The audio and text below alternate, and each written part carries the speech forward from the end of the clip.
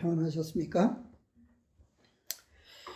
예, 오늘도 안식일의 말씀을 통해서 한 시간 내받는 귀한 시간 되기를 바랍니다.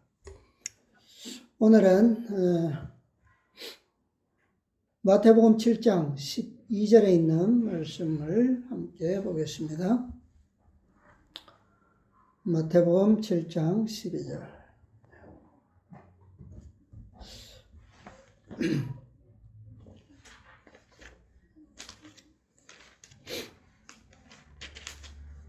네, 12절의 한 절 말씀 다 같이 보겠습니다. 읽겠습니다.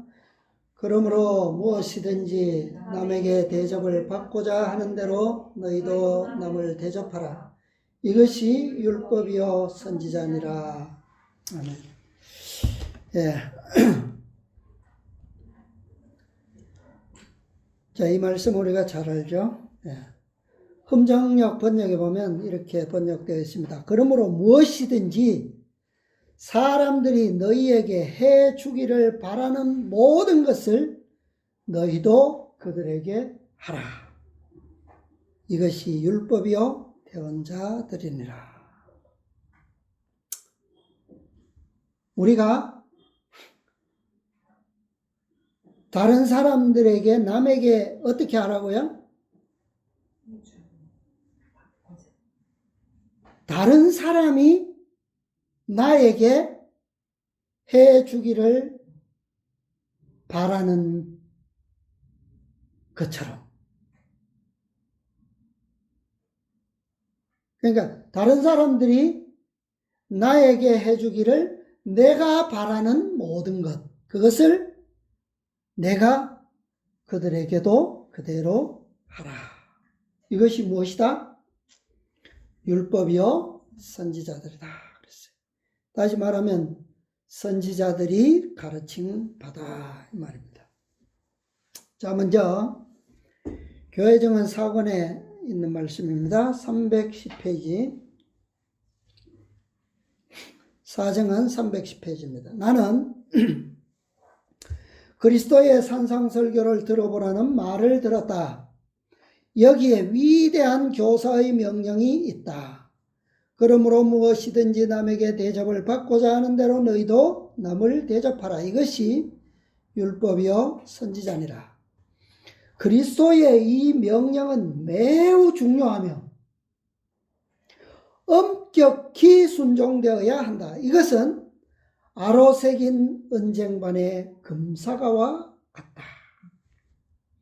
얼마나 많은 사람들이 그리스도께서 여기에 언급하신 원칙을 그들의 생활에서 실천하고 있으며 이와 비슷한 환경 하에서 자신들이 대접을 받고자 하는 대로 다른 사람을 대접하고 있는가? 독자들이여 대답하라. 아주 엄숙한 질문입니다. 자, 이 원칙은 무엇과 같다고요? 아로 새긴 은쟁반의 금사과와 같다.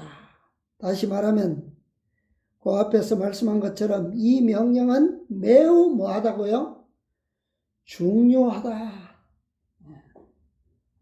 이 원칙은 그냥 해도 되고 안 해도 되고 뭐 그런 것이 아니라 엄격히 순종되어야 한다. 왜? 이것이 무엇이라고 그랬어요? 예수님께서는 이것이 율법이다. 율법이다. 선지자들의 가르침이다. 교훈이다. 왜요? 이 기준이 뭐냐면 내 이웃을 무엇과 같이 사랑하라? 내 몸과 같이 사랑하라. 이 계명과 이 율법과 동일한 원칙이에요. 동일한 교훈이라는 거예요. 그러므로 이 명령은 중요합니까?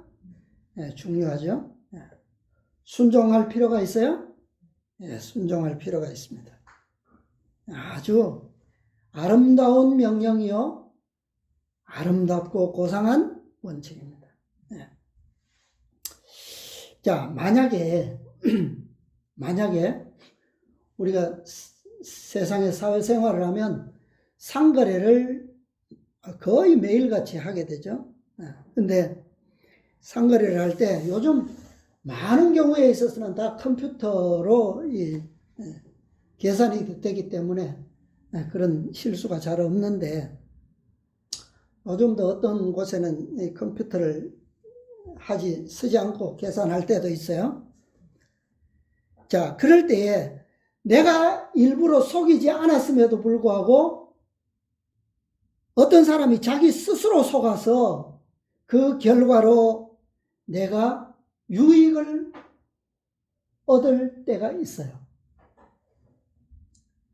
자, 그럴 때에 어떻게 할 것입니까?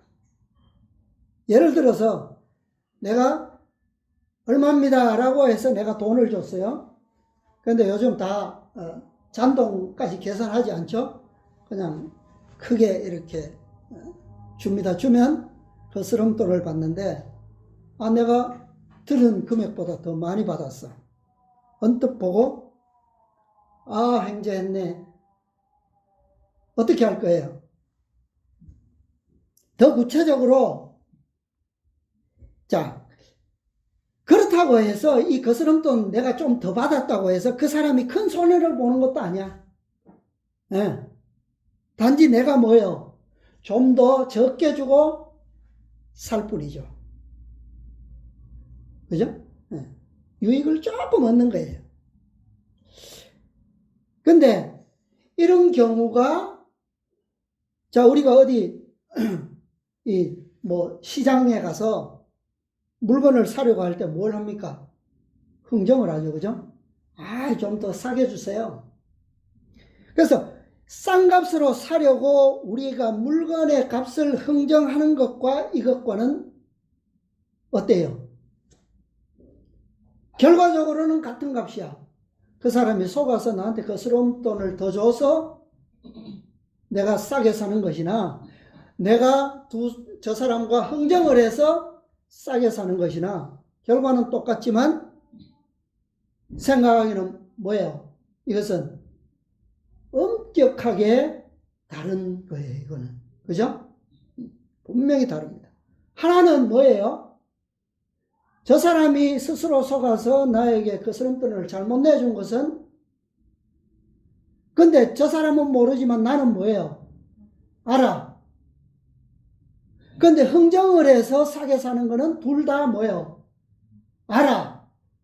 하나는 부정직이고, 그죠? 한 사람은 모르잖아요. 스스로 속은 것을 몰라요. 부정직이고, 두 사람이 흥정을 해서 싸게 산 것은 뭐예요? 절약이야, 이것은. 그러니까 차원이 전혀 달라요. 부정직과 절약은 정신 자체가 다르다는 거예요.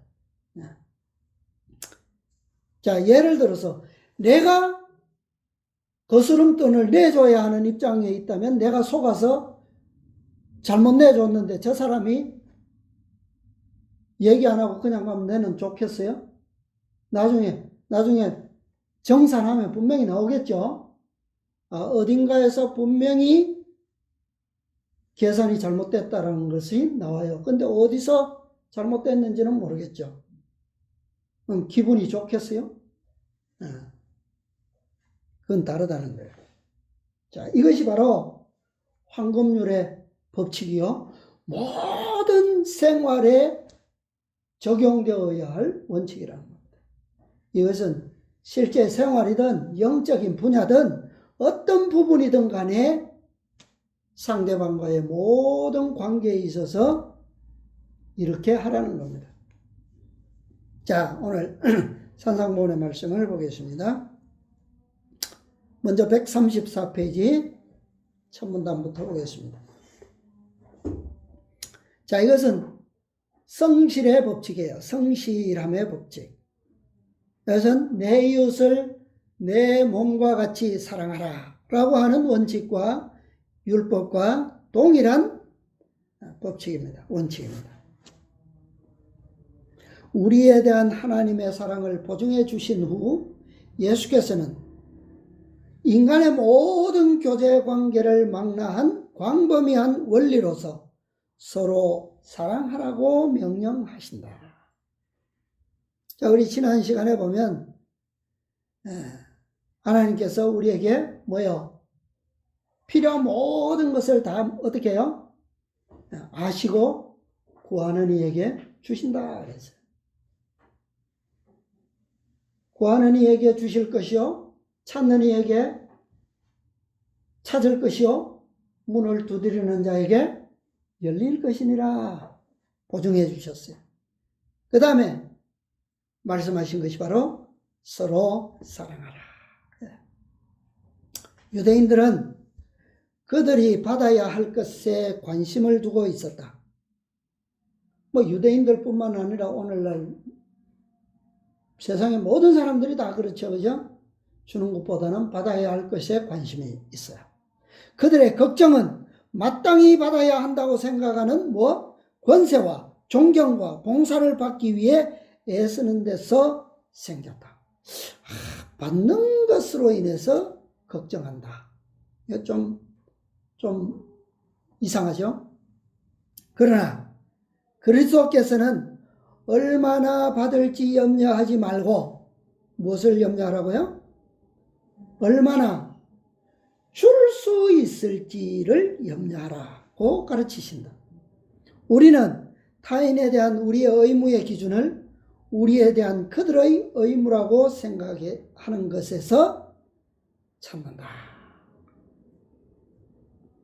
자, 우리의 의무가 뭐라고요?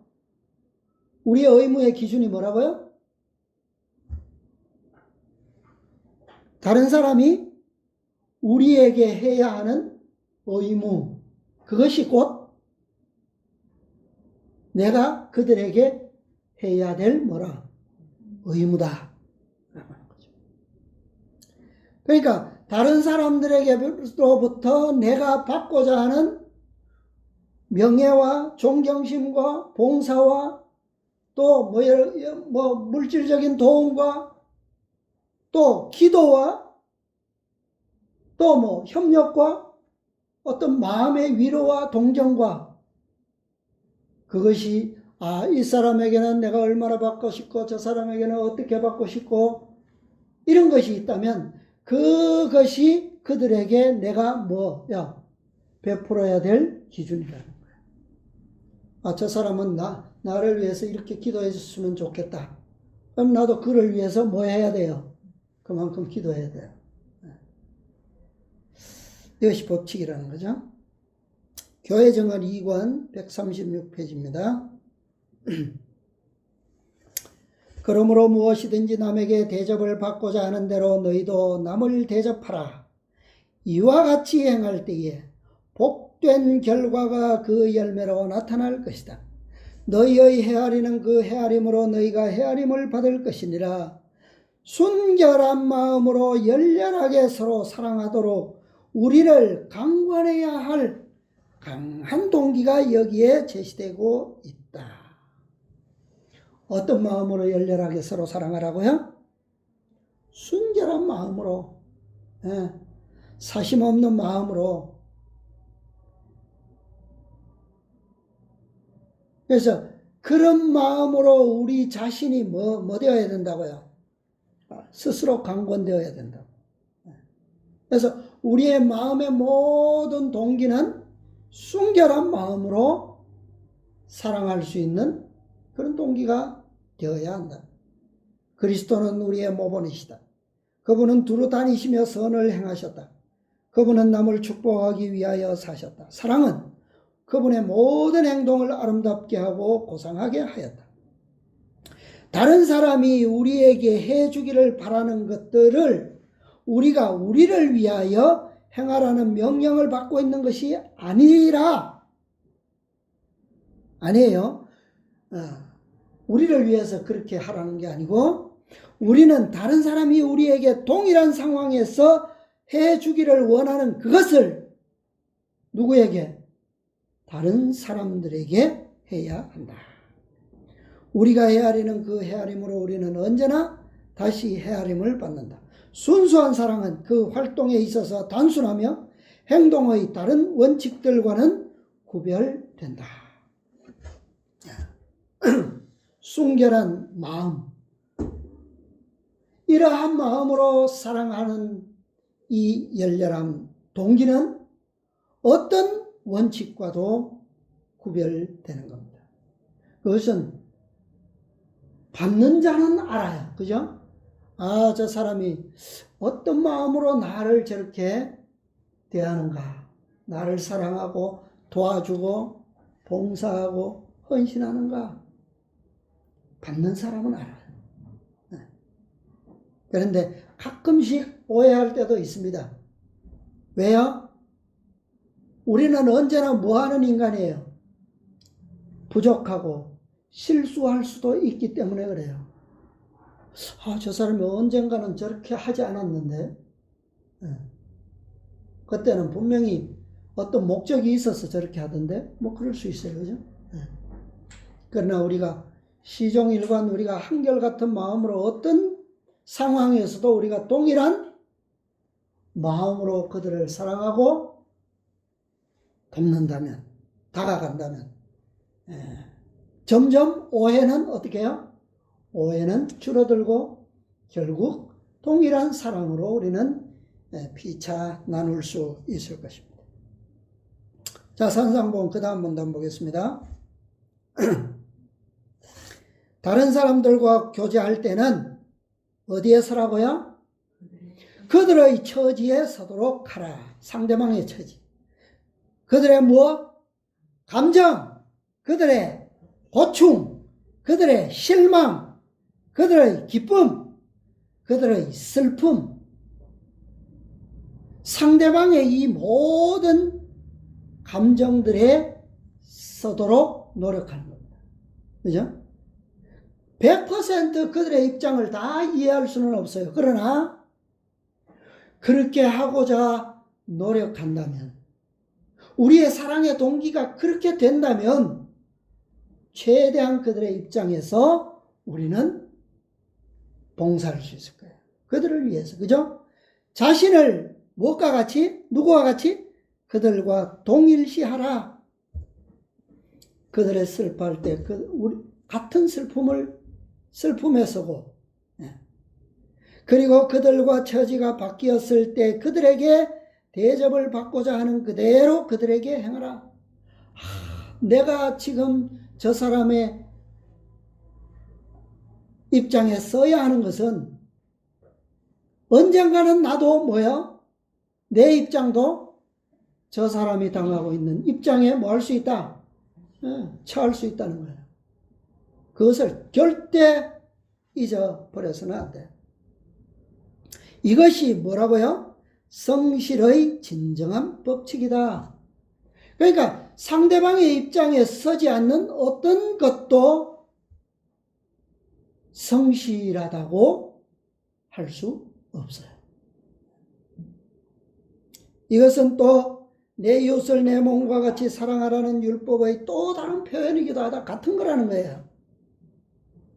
그리고 이것은 선지자들의 교훈의 요지이다. 그죠? 선지자들이 끊임없이 백성의 지도자들에게 뭐라고 합니까?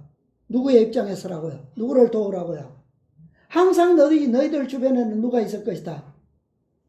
가난한 자들, 나그네와 객이 있고 고아와 과부들이 있고, 그죠? 환난과 박해와 압제받는 자들이 있을 것이다. 너는 그들을 압제하지 말고 그들을 멀리하지 말고, 이게 뭐예요? 내 이웃을 내 몸과 같이 사랑하라 라고 하는 교훈이에요. 이것은 하늘의 원칙이므로 하늘의 거룩한 교제에 합당한 모든 사람에게서 개발될 것이다. 황금률은, 이것이 황금률이라고 그러죠. 아까 뭐라 그랬어요? 아로새긴 은쟁반의 금사과다. 이게 황금률의 법칙이에요. 진정한 친절의 원칙이며 예수님의 생애와 성품에서 가장 잘 나타난다. 아, 얼마나 부드럽고 아름다운 빛이 우리 구주의 생애에서 비쳐 나왔던가. 자, 황금률의 법칙은 단순히 물질적인 것에만 국한된 것이 아니죠. 그 사람이 당하고 있는 감정적인 것으로부터 모든 것에 있어서 교제할 때에는 이 원칙이 적용되어야 한다는 거예요. 생활과 생애 전반에 걸친 모든 문제에서 이 법칙은 원칙이 되어야 돼요. 자, 이 법칙이 우리 가운데서 가장 쉽고 가장 빨리 반응할 수 있는 것은 바로 어떤 부분일까요? 어떤 부분에서 이 원칙이 가장 빨리, 아니면 이 원칙에 입각되지 않다라고 하는 것을 언제 가장 빨리, 무엇으로 가장 빨리 알 수 있을까요? 가장 빠른 적용은 말과 언어입니다. 말과 언어. 그죠? 이것이 가장 먼저고 가장 쉽고 가장 빨라요. 그러면 이 법칙을 우리는 말과 언어를 통해서 어떻게 적용할까요? 친절하고 예모 있는 그런 정신으로 말과 언어를 행사할 때 우리는 이 원칙을 활용하게 되는 거죠. 이것은 그 어떤 것보다 가치가 있는 겁니다. 우리의 말로서 상대방의 입장에서 위로할 수 있고, 상대방의 입장에서 기도할 수 있고, 상대방의 입장에서 우리가 적절한 언어들을 통해서 교제를 나눌 수가 있습니다. 이것은 우리가 생각하는 것보다 훨씬 가치 있는 거예요. 근데 우리의 생애에서 행복과 불행의 거의 절반은 이 말과 언어의 법칙에 의해서 좌우됩니다. 그렇죠? 우리의 말 한마디, 우리가 그 말과 함께 나타나는 뭐가 있어요? 표정 하나하나가 우리의 마음을 즐겁게 하고 슬프게 하고 분노하게 하고 오해하게 하고 여러 가지를 만들어요. 그것은 우리의 행복과 불행을 주관하는 가장 첫 번째의 도구예요.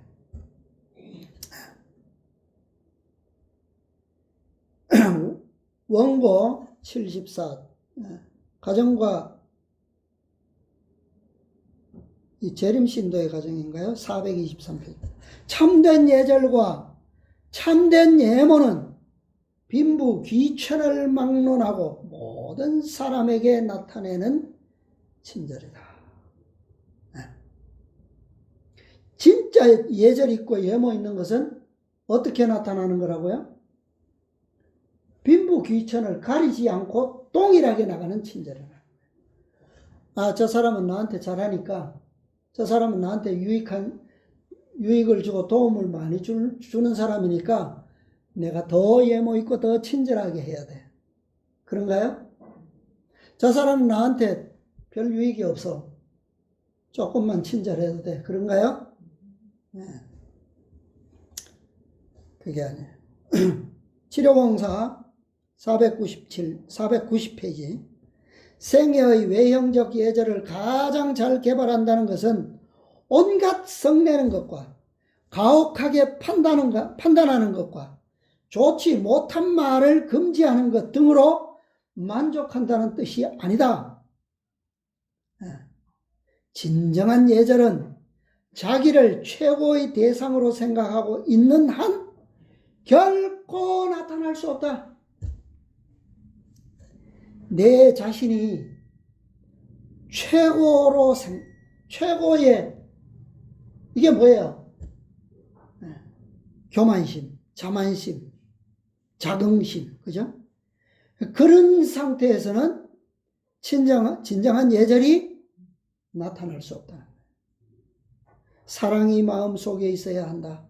철저한 그리스도인은 그의 행동의 동기를 주님에 대한 깊고 진정한 사랑에서 끌어온다. 우리의 모든 친절과 진정한 예모의 동기는 누구의 사랑이요? 그리스도께 대한 사랑. 거기에서 와야 된다는 거예요. 예. 그리스도에 대한 그의 애정의 뿌리에서 그의 형제들에 대한 이기심 없는 관심이 솟아나게 된다. 우리는 우리의 어떤 형제들에게 대해서도 우리의 가장 허물 없이 지내는 가족들 누구에게 대해서라도 우리가 베풀어야 하는 모든 애정은 무엇에 기준되어야 된다고요? 그리스도께 대한 애정의 뿌리, 그것이 기초해야 된다는 거예요. 이기심 없는 관심. 누구에게든 상대성이 있거나 그런 비례적인 그런 것이 있다면 그것은 그리스도인으로서 성실한 친절을 베푸는 것이 될 수가 없을 겁니다. 자, 오늘의 나의 생애 165페이지. 구주께서는 인류를 불행하게 만드는 것이 아니라 행복하게 하기 위해 이 원리, 황금률을 가르치셨다. 다른 방법으로는 행복이 올 수 없기 때문이다. 행복은 어떤 법칙으로 온다고요? 어떤 잣대로도 구별되지 아니하는 똑같은 사심 없는 이기심 없는 그리스도께서 보여주신 그 사랑의 동기, 그 원리의 황금률만이 우리에게 무엇이 온다고요? 참된 행복이 온다라고 하는 거예요. 자, 그 다음에 또 다른 부분입니다. 이것은 영적 황금률이에요. 영적 황금률. 은혜의 빛. 빛이다 할 때 빛. 은혜의 빛. 산상본 그 다음 문단입니다. 135페이지. 그러나 황금률에는 한층 더 깊은 의미가 있다. 하나님의 여러 가지 은혜의 청지기가 된 사람은 모두 무지와 암흑 가운데 있는 영혼들에게 그 은혜를 나누어 주되 그들과 처지가 바뀌었을 때 자신에게 나누어 주기를 그들에게 바라는 만큼 할 것을 요청받고 있다. 자, 이것은 물질도 아니고 뭐예요? 또 정신적인 마음의 위로도 아니죠. 그죠? 뭐예요 이것은? 영적 은혜. 영생과 구원에 대한 은혜라는 거예요. 은혜의 선물. 자, 값없이 주어지는 은혜의 선물을 나누어 주는 데 있어서 우리가 무엇을 기대하면 될까요? 어떻게 기대하라고요? 우리가 정말 진리를 원하고 참된 구원의 복음을 원하고 정말 마음이 고나여 갈증에 허덕이고 있을 때, 내 처지가 그렇게 되었을 때 다른 사람이 내게 나누어 주기를 바라는 만큼 영적 은혜의 빚을 어떻게 해요? 지금 그들에게 나누어 주라는 거예요. 사도 바울은 헬라인이나 야만이나 지혜 있는 자나 어리석은 자에게 내가 뭐한 자다? 빚진 자라고 말하였다. 그대가 하나님의 사랑을 알고 또 이 세상에서 가장 형편없고 타락한 사람보다도 더 그분의 풍성하신 은혜를 입고 있다는 사실만으로도 그대는 그 영혼에게 이 선물들을 나누어 줄 빚을 지고 있다. 네. 그러니까 우리가 이런 기준으로 본다면 세상에 우리가 빚진 자가 얼마나 많습니까? 그죠? 네. 치료봉사 104, 105페이지입니다. 심판 때에 우리 각 사람이 설 수 있을 것인지 넘어질 것인지를 측정하는 그리스도의 생명의 법칙은 그러므로 무엇이든지 남에게 대접을 받고자 하는 대로 너희도 남을 대접하라는 법칙이다. 그죠? 이것이 뭐라고요? 심판 때에 설 수 있을지 넘어질지 기준이다 이 말이에요. 우리가 다른 사람보다 더욱 많이 받은 모든 것 그것들이 교육과 교양, 고결함, 품성, 그리스도인 교육, 종교적 경험 등을 막론하고 우리는 우리보다 혜택을 적게 받은 사람들에게 빚을 지고 있다. 그러므로 우리는 우리의 힘이 미치는 한 그들에게 봉사해야 한다. 영적으로 우리의 경험이 저들의 경험보다 더 나은 경험을 가지고 있다면 그들에게 우리의 경험을 뭐 해야 돼요? 나눠줘야 돼요. 구속의 교육을 우리가 저들보다 더 옳은 길에서 우리가 더 나은 교육을 받았다면 그들에게 밝은 빛을 어떻게 해요? 나눠줘야 돼요. 우리가 저들보다 더 고상하고 고결한 품성을 개발하고 있다면 그들에게 더 나은 품성의 빛을 나눠줘야 됩니다.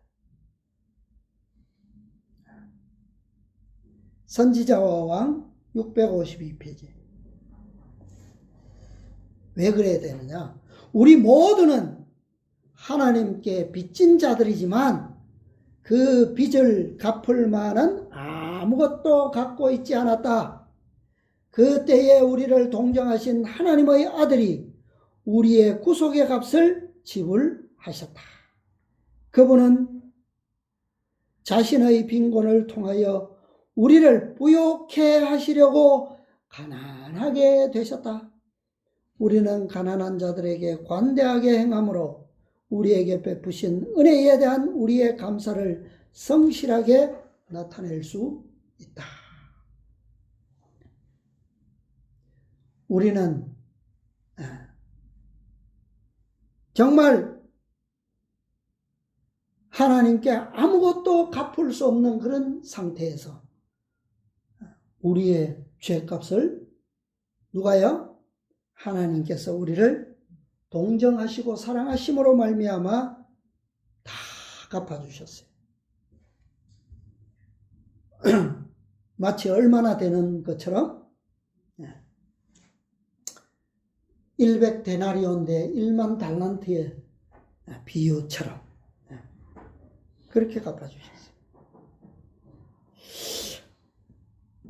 그래서 영적으로도 이 황금률의 법칙은 어떻게 해요?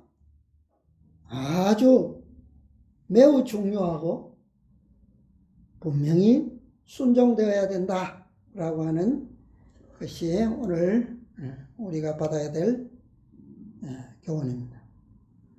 그 다음에 이번에는 생활의 황금률입니다. 생활의 황금률. 산상본 그 다음 문단 보겠습니다. 이 세상에서의 선물과 축복 또한 그러하다. 자, 이것은 세상에서의 선물이에요. 그죠? 그대가 동료들보다 더 많이 가진 것이 무엇이든지 간에 그것이 땅이든 집이든 재물이든 돈이든 먹는 것이든 입는 것이든 무엇이든 간에 그대는 은혜를 적게 받은 모든 사람에 대해 그만큼 빚진 처지에 놓이게 된다. 재산이 많거나 생활의 안락을 누리고 있다면 우리는 병든 자와 과부와 고아들을 돌보되 그들과 처지가 바뀌었을 때 그들에게 바라게 될 정도와 똑같이 돌보아야 할 더없이 신성한 의무를 진다. 그것이 뭐 육신적인 것이든 아니면 마음적인 것이든 영적인 것이든 간에 항상 뭐예요? 우리의 처지가 그들의 처지와 뭐 되었을 때 바뀌었을 때 그들에게 바라게 될 정도와 똑같이. 이게 뭐예요? 이게 황금률이에요. 황금률. 그것이 우리의 뭐라고요? 의무다라고 하는 거예요. 의무. 마태복음 25장 마지막 비유에 보면 이런 말씀이 있죠. 예수님께서 오실 때에 양들은 오른편에 세우고 염소는 왼편에 세우는 일이 나오죠.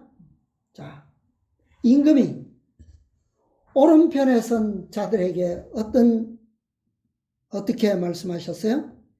임금이 40절에 보면 임금이 25장 40절 임금이 대답하여 가라사대 내가 진실로 너희에게 이르노니 너희가 여기 내 형제 중에 지극히 작은 자 하나에게 한 것이 곧 누구에게? 내게 한 것이니라. 이것은 칭찬이죠. 그죠? 칭찬. 그들이 뭐 했을 때? 굶주릴 때 먹을 것을 주었고 헐벗었을 때 입을 것을 주었고 갇혔을 때에 와서 보았고 그죠?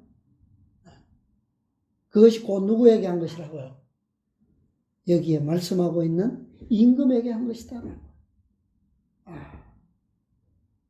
임금에게 이런 선행을 베풀었으니 그 상급이 얼마나 엄청나겠어요. 그죠?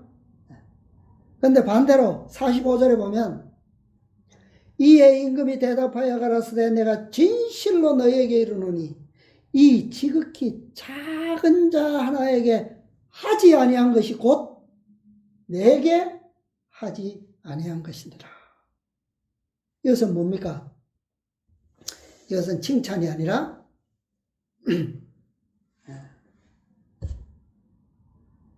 징계죠. 징계. 형벌입니다. 자, 무슨 차이가 있을까요? 왜 한편에 양으로 표상된 무리는 칭찬을 받게 되고 염소로 표상된 무리들의 행동은 왜 이렇게 형벌의 선고를 받게 될까요? 무엇 때문에? 이러한 결과는 우리의 마음속에 있는 이기적 탐욕의 정신과 깊은 관계가 있어요. 탐욕의 정신, 이기심. 성경은 많은 경우에 있어서 고아와 가난한 자들의 불행은 누구 때문에 오는 것이다? 고아와 과부의 불행 누구에 의해서 생깁니까? 성경의 선지자들은 끊임없이 이것에 대해서 경고하고 있어요. 가진 자들, 부자들의 탐욕과 이기심 때문이라고 경고하고 있어요. 그러니까 부자들의 탐욕과 이기심이 사라지게 되면 비록 고아가 있고 과부들이 존재하지만 그들 역시 뭐하지 않을 것이다. 핍절하지 않고 압제받지 않고 빈궁하게 살지 않는다는 거예요. 네. 그죠? 과부는 생길 수 있어요. 고아도 생길 수 있어요. 그러나 그들의 형편이 어렵지는 않을 것이다. 예수님께서 화 있을진저 바리새인들아 라고 한 그 정죄 가운데는 바로 이런 이유가 들어 있습니다. 자, 우리는 분명히 이것을 기억해야 되겠어요. 자, 그 다음에 산상보험 136페이지 다음 문단입니다. 황금률은 산상설교의 다른 곳에서 너희의 헤아리는 그 헤아림으로 너희가 헤아림을 받을 것이니라는 말로 동일한 진리를 암암리에 가르친다. 우리가 다른 사람들에게 하는 것은 선한 것이거나 악한 것이거나 간에 축복 또는 저주의 형태로 우리에게 분명히 되돌아온다. 우리가 주는 것은 무엇이나 다시 받게 될 것이다. 우리가 다른 사람들에게 나누어주는 세상의 축복은 같은 방법으로 되돌아올 수가 아니 종종 그렇게 되돌아온다. 우리가 주는 것은 필요한 때에 종종 어떻게 돌아와요? 몇 배? 4배의 가치로 우리에게 되돌아온다. 누가 그랬죠? 삭개오가 예수님을 만났을 때 내가 네게 뭐한 것이 있으면, 토색한 것이 있으면 몇 배를 갚겠다고? 4배나 갚겠나이다 그렇게 했어요. 이것은 신성한 약속입니다. 신성한 원칙이에요. 우리는 모르고 했지만, 선이든 악이든 모르고 했지만 돌아올 때는 반드시 몇 배의 가치로 돌아온다고요? 4배. 흔히 그렇게 온다는 거예요. 왜? 그것은 오랜 시간을 통해서 하나님께서 주신 우리의 관계에 대한 원칙으로 주셨기 때문에 그래요. 다윗도 한 번 범죄로 인해서 4배의 형벌을 돌려받았습니다. 이 외에도 우리는 하늘의 모든 영광과 그 보화의 총체가 되는 하나님의 더없이 풍족한 사랑으로 인해 이 세상에서부터 온갖 종류의 선물로 보답받는다. 그리고 우리가 끼친 악 또한 다시 돌아온다.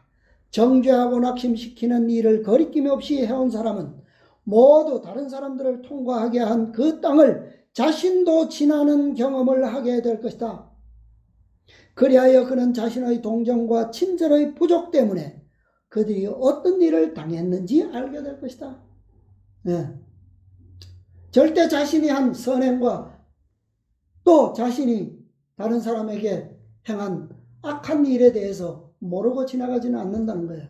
반드시 갚음을 받게 되어 있어요. 4배로. 자, 다음 문단 보겠습니다. 이것은 우리에 대한 하나님의 사랑. 이렇게 되도록 정한 것은, 다시 말하면 황금률의 법칙이죠. 정한 것은 무엇 때문이라고요? 우리에 대한 하나님의 사랑이다. 그분께서는 우리로 하여금 자신의 마음의 완고함을 미워하며 마음을 열고 예수께서 그 속에 거하시게 하도록 이끄신다. 그리하면 악이 선이 되고 저주처럼 보이던 것이 축복이 된다. 이 법칙을 어떻게 할 때? 진정한 법칙으로서 우리가 성실하게 순종하게 될 때 이렇게 된다는 거예요. 이렇게. 그 다음에 또 다른 표준이 있습니다. 그 다음 문단. 황금률의 표준이야말로 바로 무엇의 표준이다? 그리스도교의 참 표준이다. 거기에 미치지 못하는 것은 다 기만이다. 그리스도께서 당신 자신을 주시기까지 귀중하게 여기신 인간을 낮게 평가하며 사람들을 경하게 여기도록 이끄는 종교, 인간의 궁핍과 고난과 권리에 무관심하게 만드는 종교는 다 거짓 종교이다. 가난한 자들과 고난당하는 자들과 죄 많은 자들의 요구를 무시할 때 우리는 스스로 그리스도를 배반하는 자들임을 입증하게 된다. 그리스도교가 이 세상에서 이처럼 능력을 발휘하지 못하는 것은 사람들이 그리스도의 이름을 부르면서도 실제의 생활에서는 그분의 무엇을? 품성을 부인하기 때문이다. 주님의 이름은 이런 일로 인해 모독을 받는다. 참 그리스도교, 참 종교의 표준이 바로 뭐라고요? 황금률의 표준이다 그랬어요. 다시 말하면 우리가 그리스도를 믿는 그리스도인으로서 우리가 이 황금률에 불성실하게 될 때 누가 모독을 받는다고요? 주님의 이름이 그리스도께서 모독을 받으신다 그랬어요. 그 다음에 남부 파수꾼 SW입니다. 1905년 2월 7일. 그리스도를 믿는 신앙은 마음을 변화시킨다. 그것은 세속적 마음을 가진 사람을 하늘의 마음을 가진 사람으로 만든다. 그 영향 아래 이기적인 사람이 이타적인 사람으로 바뀌어진다. 왜냐하면 이것이 그리스도의 품성이기 때문이다. 부정직하고 모략적인 사람이 정직해져서 남에게 대접을 받고자 하는 대로 남을 대접하는 제2의 품성을 이루게 된다. 이 황금률의 법칙으로 인해서 어떤 품성이요? 제2의 품성, 거룩한 품성, 거듭난 품성의 완성을 이루게 된다는 거예요. 방탕한 자가 불순해서 순결로 변화된다. 그는 바른 습관을 이루게 된다. 그리스도의 복음이 그에게 생명에서 생명에 이르게 하는 향기가 되었기 때문이다. 이 황금률의 법칙이 이 그리스도의 복음에서 전부를 차지한다고 할 수 있어요. 이것은 얼마나 우리에게 고상한 가치를 가진 기별인지 알 수 없습니다. 자, 그 다음에 자, 이것은 또 다른 놀라운 일을 성취하게 하는데 우리가 이 시대의 마지막 시대에 간절히 기대하는 그러한 놀라운 역사를 이 법칙을 통해서 이루게 될 것입니다. 산상본 그 다음 문단 끝에서 두 번째 문단입니다. 137페이지. 부활하신 그리스도의 영광이 신자들에게 비치던 희망찬 시대의 사도교회에 대하여 다음과 같은 기록이 있다. 아무도 제 재물을 조금이라도 제 것이라 하지 않았다. 그 중에 핍절한 사람이 없었으며 사도들이 큰 권능으로 주 예수의 부활을 증거하니 무리가 큰 은혜를 얻었다. 날마다 마음을 같이하여 성전에 모이기를 힘쓰고 집에서 떡을 떼며 기쁨과 순전한 마음으로 음식을 먹고 하나님을 찬미하며 또 온 백성에게 칭송을 받으니 주께서 구원받는 사람을 날마다 더하게 하시니라. 여기에도 황금률의 법칙의 결과가 나타나 있어요. 황금률의 법칙은 어떤 분야에도 다 적용이 되는 법칙입니다. 다시 말하면 어떤 상황, 어떤 경우, 어떤 실제적인 일에 있어서 내가 바라는 것이 있다면, 내가 바라는 것이 있다면 그대로 다른 사람들에게도 나로 말미암아 적용되게 하는 것이에요. 자, 이 안식일에 우리는 우리의 모든 구성원이 서로 각자에게 바라는 바가 있어요. 그러면 그들에게 그대로 우리가 먼저 뭐 해야 돼요? 여기에 사도들 시대의 초대교회의 성도들이 이렇게 했습니다. 날마다 마음을 같이 하고 성전에 모이기를 힘쓰고 집에서 떡을 떼고 기쁨과 순전한 마음으로 음식을 먹고 하나님을 찬미하고 제 재물을 조금이라도 제 것이라 하지 않고 마음껏 나누는 이것이 뭐야? 이것이 바로 저들이 놀라운 이른비의 역사를 이루는 큰 동기가 되었고 원동력이 되었어요. 이것은 이른비 성령을 통해서 더욱 확장되고 이제는 지금까지 오랜 세월 수천 년 동안 이방인으로서 원수로서 지내던 그들에게까지 모여 그리스도인의 사랑, 그리스도의 복음, 영생의 복음을 증거하는 그런 결과를 낳게 되었어요. 이것이 진정한 뭐예요? 황금률의 법칙의 성취입니다. 자, 마지막 문단 보겠습니다. 하늘과 땅을 살펴보라. 우리의 동정과 도움을 필요로 하는 사람들에 대한 자비의 행동을 통하여 나타나는 것보다 더욱 능력 있게 나타나는 진리는 없다. 필요하는 나의 도움을 필요로 하는 그 무엇 어떤 부분에 있어서도 나에게 기대하는 바가 있다면 그 사람에게 뭐요? 주는 것이 그것이 능력이라는 거예요. 그것이 이것이 곧 예수님의 진리이다. 그리스도의 이름을 믿노라고 공언하는 자들이 황금률의 원칙을 실천할 때 복음 사업에는 어떻게 해요? 사도 시대에 나타난 것과 동일한 능력이 따를 것이다. 우리는 늦은 비에 충만을 능력을 기다리고 있습니다. 자, 여기에 답이 있어요. 어떻게 하면 사도들이 얻었던 그들 시대에 그들에게 나타났던 그 놀라운 능력이 우리에게도 늦은 비를 통해서 훨씬 더 영광스럽게 예언된 것처럼 그렇게 성취될 수 있는가? 하늘과 땅을 살펴보라 그랬어요.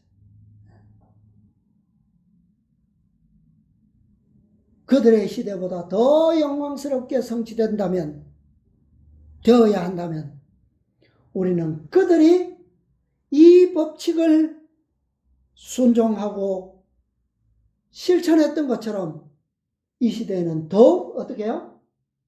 더욱 성실하게 순종되고 우리의 생애 가운데 이 법칙이 나타나야 되지 않겠어요? 그렇게 된다면 오늘 우리에게 보증된 것처럼 놀라운 영광스러운 역사를 만나게 될 것입니다. 우리에게 오늘 주신 이 놀라운 황금률의 원칙과 법칙, 이것은 우리의 남은 생애 동안 우리의 가정과 우리의 교회와 우리의 사회에서 이 땅에서 꼭 우리의 마음속에 깊이 새겨지는 귀한 원칙으로서 새겨져야 될 것입니다. 이것이 모든 진리에 함께 동행하고 역사할 때 우리의 앞으로의 모든 사명과 우리의 생애는 행복과 또 놀라운 사명을 이루는 능력과 또 궁극적으로는 주님의 영광스러운 아침의 날을 우리가 바라볼 수 있는 그러한 영광을 맞게 될 것입니다. 우리 모두 주님의 크신 은혜와 성령의 감동하시는 능력 안에서 이 법칙을 우리의 생애의 생명의 법칙으로 삼으셔서 우리 모두 함께 승리하고 이 땅에서 행복을 누리고 하늘에서 영광스러운 보상을 함께 누리시게 되기를 간절히 바라면서 오늘 말씀을 마치겠습니다.